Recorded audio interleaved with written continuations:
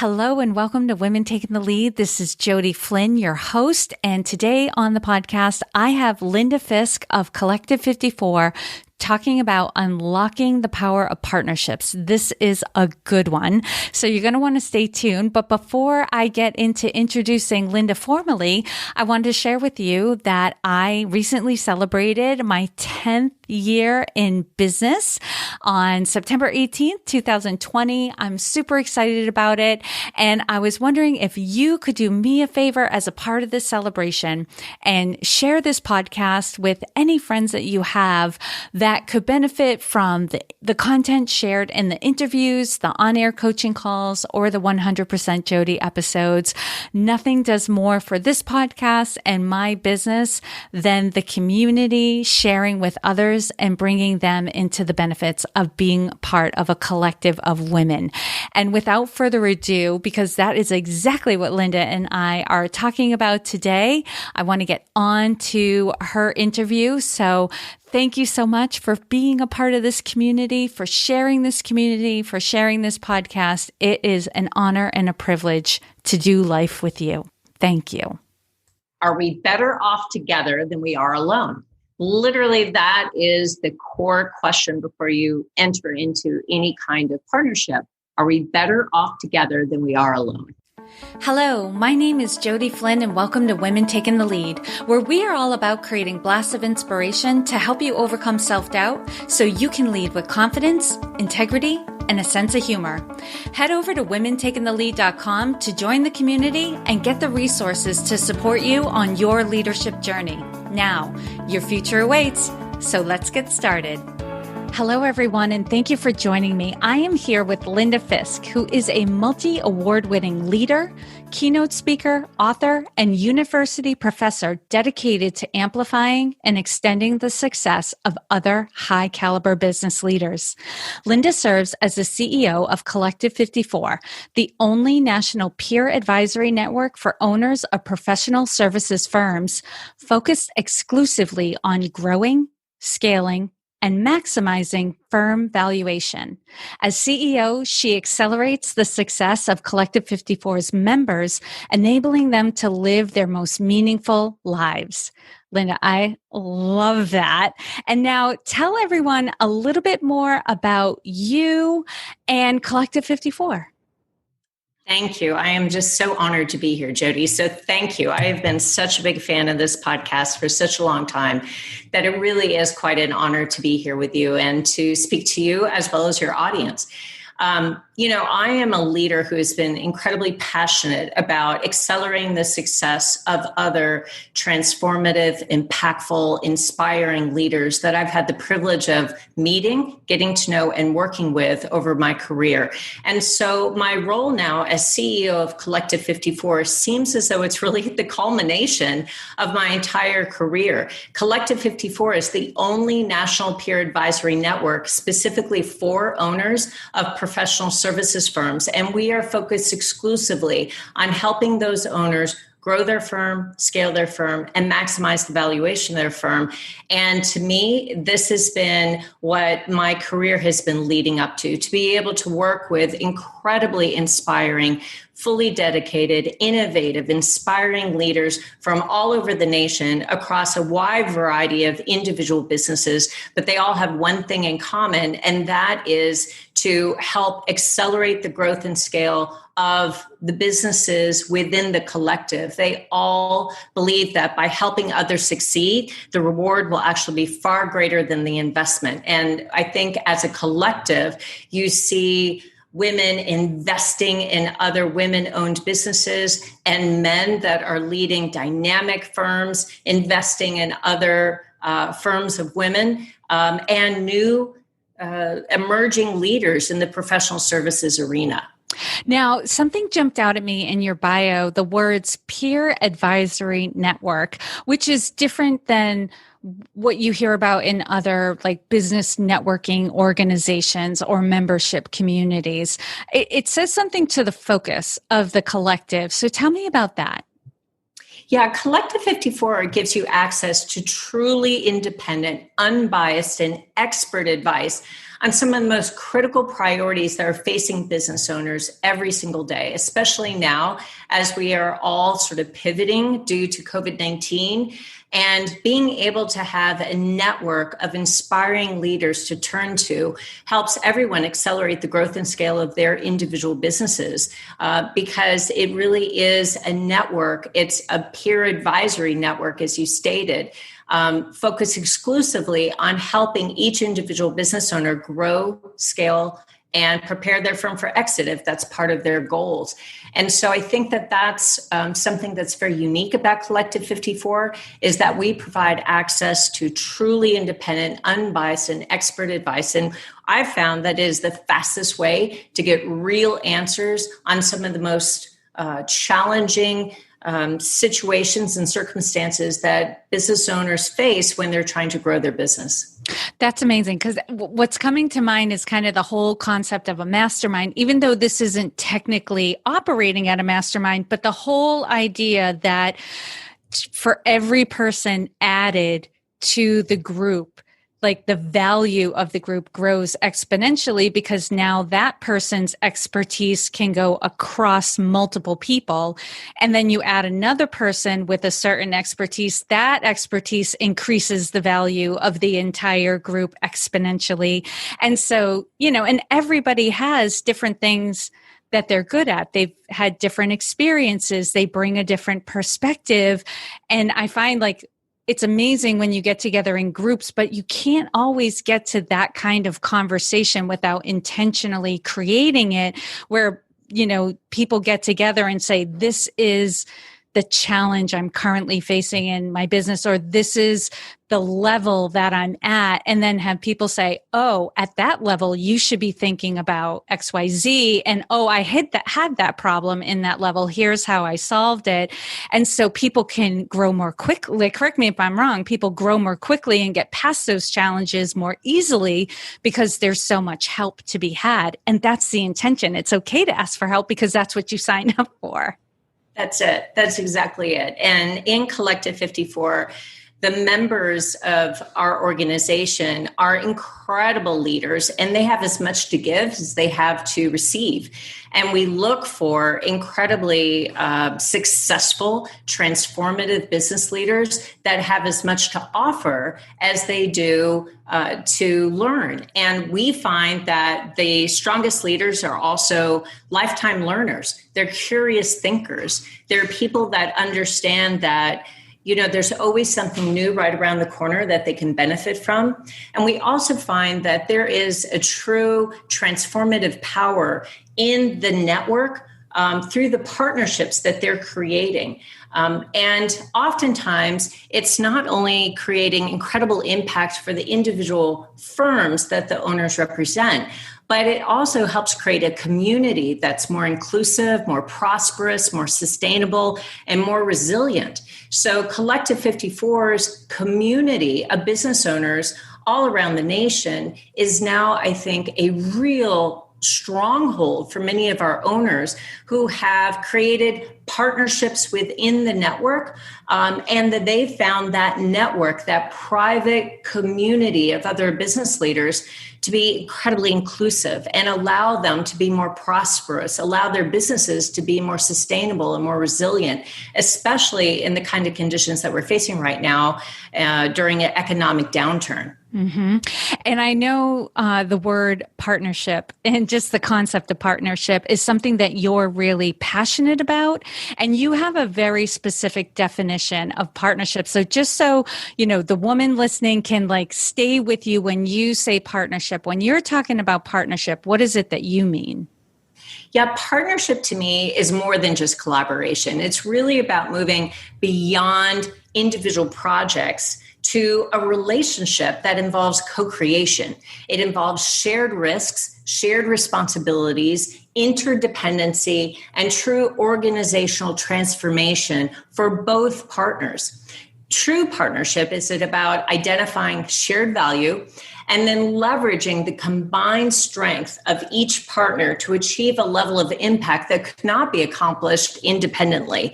And so for me, when you're able to find those incredible relationships, it really serves as firepower to the growth and scale of both organizations and also both leaders. And to me, that is true partnership and something that we nurture and foster and really try to develop within Collective 54. Okay. I'm going to go there in a second, but what I'm hearing and what you said too is like this type of relationship can happen in almost any environment. Like you could be a business owner working with another business owner. You could be working within an organization, a nonprofit, or just as individuals who have, what's the word I'm looking for? The same passion project or things like that. But in what you said, was the word that it's something that you foster. And so I'm imagining it's something that you train people on how to do effectively. So tell me about your approach to helping others become true partners. That's a great question, Jody. And it is something that I think every individual leader needs to think about, especially as women. We need to understand the core values of an effective partnership and really answer these questions for each individual person that enters into a partnership or enters into a network like Collective 54. As you noted, partnership can happen at an individual level, at a strategic alliance kind of level, perhaps between departments or divisions of an organization. And it can also happen between two separate brands, two separate organizations, corporations, or businesses. So I think starting at an individual level, but certainly it transcends just two individuals coming together for partnership. This can be fostered through divisions, departments, organizations, brands, corporations. And the first core value that I think is really necessary in an effective partnership is equity and respect. And that is truly acknowledging the value that each person, each department, each division, or each organization brings to the partnership. The power of the partnership is built truly on harnessing each partner's unique key strengths. And that is the first cornerstone, I believe, in developing an effective partnership is equity and respect. And that's for understanding what you bring to the party, as well as the person that you're entering into the partnership with. The second core value of an effective partnership, in my opinion, is genuine commitment. And so what that means is coming to the partnership truly in good faith. It's about keeping the focus on creating a partnership with a shared vision and a shared definition of success. So if I enter into a partnership with someone and my definition of success is incredibly different from my partner's, then we're going to, at some point, have a point of friction, right? There won't be sort of this shared value. And so I think you have to create a shared vision and a shared definition of success. Again, whether that's an individual partnership or the collaboration between departments and divisions or between two separate corporations. The third core value I think you have to have when you're developing a really strong partnership is transparency. And so when I talk about transparency here, I'm really talking about sharing information, maintaining clear lines of communication, and having honest discussions, especially around difficult issues.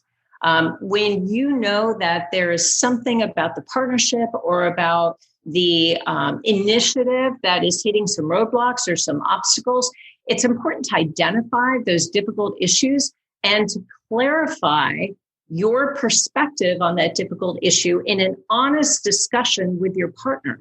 And I feel like oftentimes, especially as women, we try to be incredibly accommodating. We try to just sort of sweep things under the rug and just sort of say, well, it'll be okay. But what I find is that by fostering a relationship built on transparency, it actually strengthens the relationship. When you share information, when you maintain clear lines of communication, when you can have honest discussions about roadblocks and obstacles, ultimately, it helps strengthen the relationship with your partner. And I feel like that is absolutely key. And the last two core values that I would offer to anyone who's thinking about developing some sort of networking environment, some sort of partnership environment is patience and persistence. I got to tell you that, being the CEO of a startup, I can attest firsthand that you need to create a space for the partners to have a breakthrough, not a breakdown during difficult times. You need to have space to be patient and to recognize that it's going to take persistence to overcome some of the obstacles facing the business. And so being able to be patient and yet persistent and creating a space for the partners to share in an honest, collaborative way and come to that sort of point of breakthrough rather than a breakdown can be a really transformative and powerful dynamic in a partnership. And then the last thing that I think is really needed for a truly dynamic partnership is trust. And trust is the foundation, I think, of all relationships for sure, whether you're talking about, a donor's relationship to a nonprofit or an employee's relationship to a corporation or a partner's relationships to each other. Trust and familiarity are absolute cornerstones, but they're built up over time in the small everyday acts that create trust. Of course, you can extend trust and should, but really that trust is solidified and it's earned through 1,000 small acts that happen over the course of a day and a week that allow your partner to know that you're listening, you're taking into consideration their perspective and their viewpoint. And 3, you are solving problems together in an environment of shared responsibility. And I feel like if you have those 5 core values, then your relationship is much more likely to be successful. Again, equity and respect, genuine commitment, transparency, patience and persistence, and of course, trust, which is built largely through familiarity. Oh, I don't know about you who's listening, that Linda, you are making me laugh because especially with some of these things, because I imagine that the woman listening like me is thinking about some past partnerships and where they went off the rails and what was missing. And when you started going through the points of, just to put it into some different language, like knowing what each person is bringing to the table and what they're going to be responsible for, like being very clear up front about that is important. The genuine commitment, I think over time, those first 2 are clear, but the shared vision, I think sometimes we can, and transparency, we can get off the rails. And because what I've seen in the past and from my own experiences, if you don't document that and say, if we're going to make changes, we have to talk about this, because I've been in partnerships where the other person has decided to change the end goal or to reformulate what it's going to look like, and then communicated in such a way where I felt like I wasn't a partner, but somebody who was running to catch up. That created a disconnect. Like we lost some rapport with that. And then, the transparency piece, that's what really had me start laughing, because I know as women, we're constantly in a battle of, is this worth bringing up? Should I say something? Is this that big of a deal? Right? That whole thing. And, within my business, I call it like the tolerations, like the things the 1,000 little paper cuts we constantly put up with until we're bleeding out and we can't take it anymore. But I love the next core value, because if you have patience and persistence, you can have that transparency, because it's coming from a place of commitment, of, that shared goal of, this isn't working for me. Can we talk about this? Like, can we reformulate that? And in those conversations, like you said, like it happens in a day and a week, but sometimes it's in those transparent conversations that we truly build trust and familiarity, because it's that opportunity to show that we're still both committed, even when it gets hard, and especially when it gets hard. That's right. Jody, you summarized that so beautifully. It's obvious you've been there. And I think at everyone's career, there's a point in that journey where you have been partnered with someone, even if it's within a small organization or a large corporate structure, where you have had to depend on someone else for the success of a project or success of an initiative. And I really believe that even in those partnerships that perhaps you didn't choose, those core values still come into play: equity and respect, acknowledging what each partner brings to the table. And as you said, documenting some of this is incredibly enlightening because it creates that level of transparency. It creates that level of trust. And it also ensures that you do have a shared vision and definition of success from the very outset of the partnership. So whether this is something that you have chosen, that you have uniquely sought and formulated and created and nurtured, or if this is something where you have been asked to partner with someone, the same principles hold. Mm-hmm. And Linda, do you have some examples of, let's look at it from both angles, because I'm sure within Collective 54 and the training you give, you've had an opportunity to see it done really well.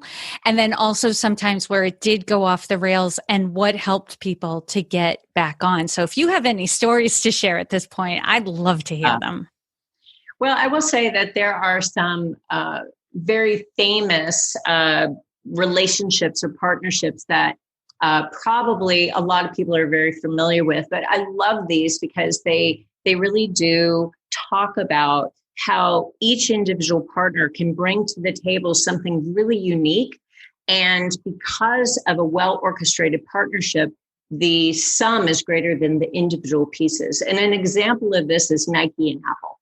That started as a way of bringing music from Apple to Nike customers during their workouts.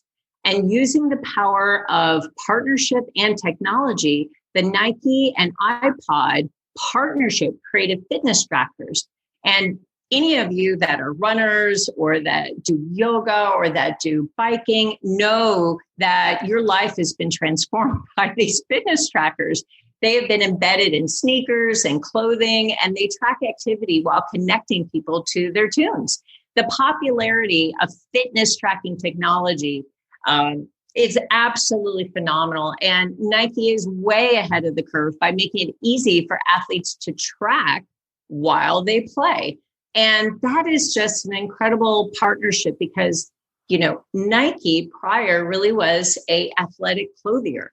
Apple was a technology platform, but the combination of the strengths of those two phenomenally innovative companies created something entirely new and really created a craze. So I'm sure that there are a lot of women out there that have relied on Nike tracking gear, right? That has been sewn into their outfits or their sneakers, and it allows them to stay on track of their workouts. It's a phenomenally transformational kind of partnership. Another one that I think of all the time is GoPro and Red Bull. So both of those organizations, they could not be more different, right? Mm-hmm. GoPro is really about video and Red Bull is an energy drink. So you would think, my goodness, what do they have in common? Well, this is a place where their shared values really took center stage because they both are lifestyle brands that are based on action-packed, adventurous, fearless, extreme sports, right? Extreme activities. And so when you combine the core values of GoPro with Red Bull, you find that there was such incredible synergy and such incredible co-branding opportunities because they literally gave GoPros to Red Bull customers. And as Red Bull customers were doing extreme sports, they were capturing it on GoPro. And it was one of the most innovative co-branding marketing campaigns ever. It was incredibly captivating to see all of these athletes and these daredevils and these adrenaline junkies capturing what they were doing after drinking a Red Bull on GoPro. Another one that I think about is Pottery Barn and Sherwin-Williams. And as you may know, if you've been in a Pottery Barn anytime in the last 5 years, they have an exclusive product line now of paints. And there are colors that are unique to Pottery Barn developed by Sherwin-Williams. So it's a perfect opportunity to integrate Sherwin-Williams paints in unique colors co-branded with Pottery Barn. So as you are shopping for furniture, you can think about exactly the color of the room that you want to place this furniture in. And the other thing that I think is really neat about all these examples is they aren't competitive. They're actually complementary. So when you think about partnerships, the other thing to keep in mind is that you really want to think about where your strengths are and where they are not, and partner with people that can offer unique strengths or a unique adjacency to your business, to your core values, to your offerings, so that the partnership becomes stronger because of the individual unique contributions of each individual partner. The last one I would bring up is Casper. I don't know if you're familiar with Casper mattresses. I happen to have a Casper mattress. And the most nerve-wracking thing about buying a Casper mattress is that there's nowhere to try it out. You literally order it, it's shipped to your home, and you have 100 days to try it out, which is great. But you don't really know what you're buying until it's shipped to your home. Well, Casper partnered with West Elm, a very high-end sort of furniture store, so that shoppers could try out this really comfy mattress before they purchase it. And so West Elm could also advertise its really chic bedroom furniture featuring Casper. Well, it drove phenomenal in-store traffic into West Elm because everybody wanted to try the Casper before they bought it. And it boosted Casper sales because it really is a phenomenal mattress. So again, West Elm wasn't selling mattresses, and Casper didn't have a retail location, but together they created incredible benefit for both organizations, right? And that was incredibly, incredibly smart. I love these examples, Linda, because again, and I'm going to tie it back to the women I am very familiar with in this community. You talked about these are not competitors. They just have strengths in areas where the other one, it may not even be a weakness. It's just an absence, right. like you're saying, like this furniture store was not looking to manufacture mattresses, and this mattress manufacturer was not looking to manufacture furniture. So they were able to work together so both of their customers could become customers of the other. And it also points to, I'm constantly talking to my community who are overachievers, high achievers, high performers, type A. We tend to like to go it alone because we can be sure of ourselves, right? We can control ourselves. When you add other people into the equation, you lose some control. And sometimes that can be scary for people who are used to being or like to be in control of what's going on in their business, their area, however it is. And the more people you invite in, the more you open yourself up to whatever. But I'm constantly telling them, delegate, outsource, hire, that sort of thing. Take things off your plate so you can focus on your zone of genius, what you're really good at. And so if you have more time for that, you will get better and better rather than getting bogged down trying to get better and do tasks that you either don't like, aren't good at, that sort of thing. So here's my question. What do you do to encourage people? Or what are the tips or first steps to maybe thinking about partnership, vetting a partner to know that this is the right person for you to be teaming up with? That's such a great question. Thank you, Jody. There are a few key factors that I think need to be considered in order to create, operate, sustain, and manage an effective partnership. And these factors are actually all designed to answer just one key question. Are we better off together than we are alone? Literally, that is the core question before you enter into any kind of partnership. Are we better off together than we are alone? And so some of the key factors that I would ask is define the issue that the partnership will tackle, or issues, but make sure you're not trying to tackle more than one or two at a time, but really be very clear about the issues that the partnership is designed to tackle. 2, determine if the partnership is the right choice. Is there another way to solve this issue, right, that provides less risk? But if you say, yes, this partnership is the right choice, then identify what the partnership needs in order to be successful. think about what your definition of success is and make sure that this is a shared vision with your partner. Next, think about where to make the approach. Sometimes it needs to be a very personal outreach. Sometimes you also have to think about the week in the month in the year that your prospective partner would be most open to receiving that partnership opportunity. So sometimes you have to think a little bit about where to make the approach and when.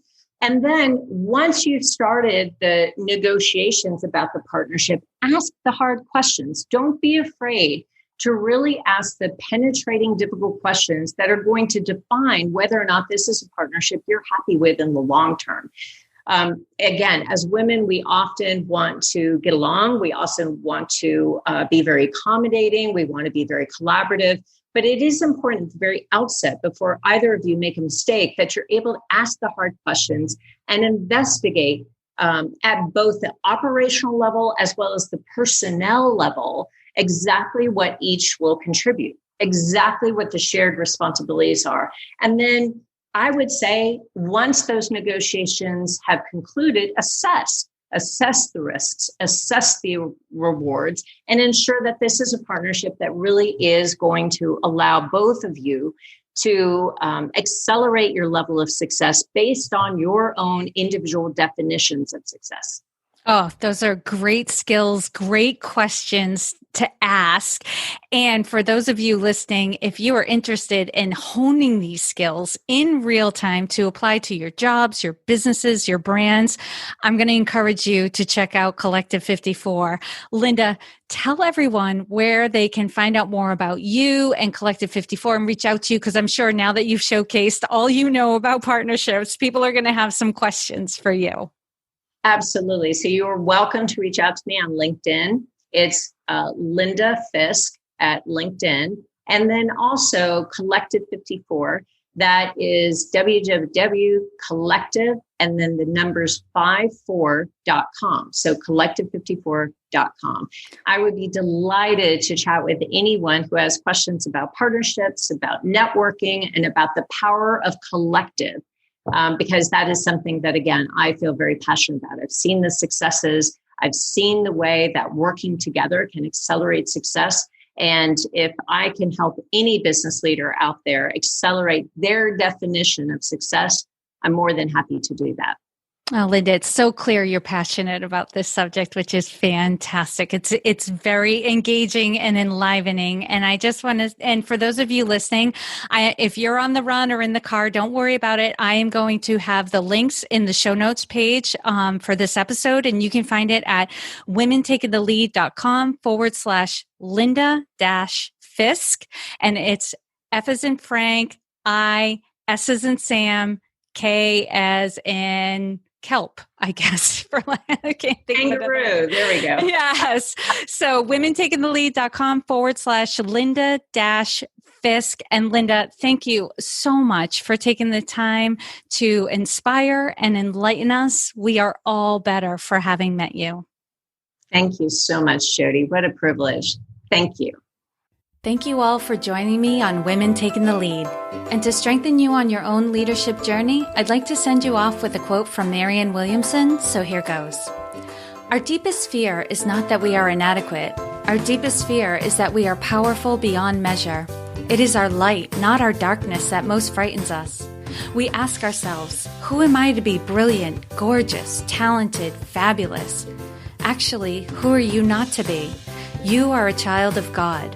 Your playing small does not serve the world. There is nothing enlightened about shrinking so that other people won't feel insecure around you. We are all meant to shine as children do. We were born to make manifest the glory of God that is within us. It's not just in some of us, it's in everyone. And as we let our own light shine, we unconsciously give other people permission to do the same.